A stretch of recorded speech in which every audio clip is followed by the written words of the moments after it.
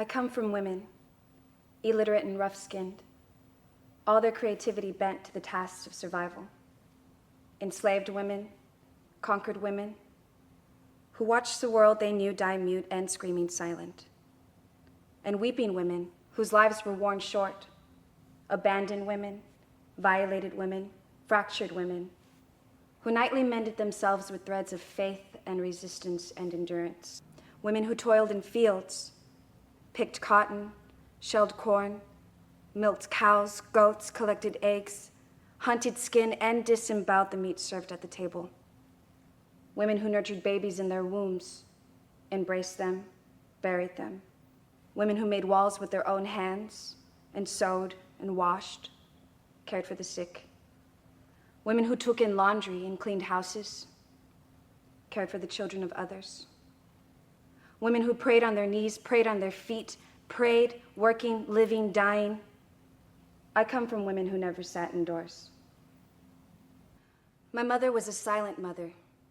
She died with 1,000 songs unsung, 1,000 canvases still blank, 1,000 stories unwritten. My mother died. Chemotherapy and radiation fueling a fire that burned from the inside, ravaging her skin.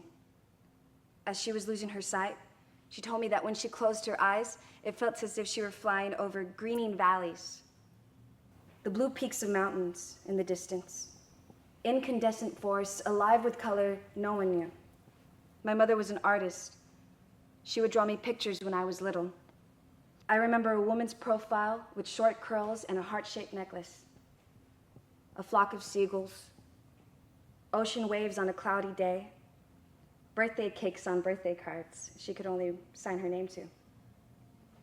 Later, she learned to write happy birthday, carving one letter at a time, battling an illiterate lifetime. My mother was an artist. She made blankets to keep us warm.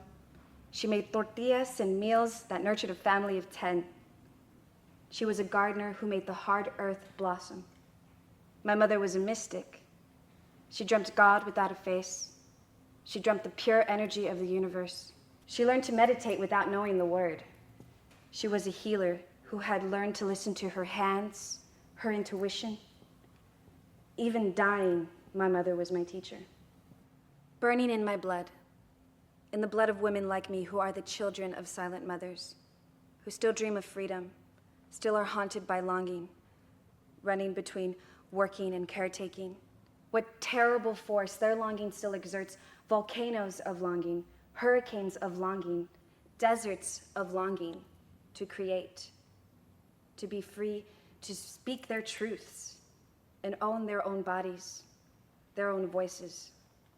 Their longing and ours, taking root in our soul, rising through the earth of our lives, branching and leafing, blossoming as we write and sing and dance and breathe and dream.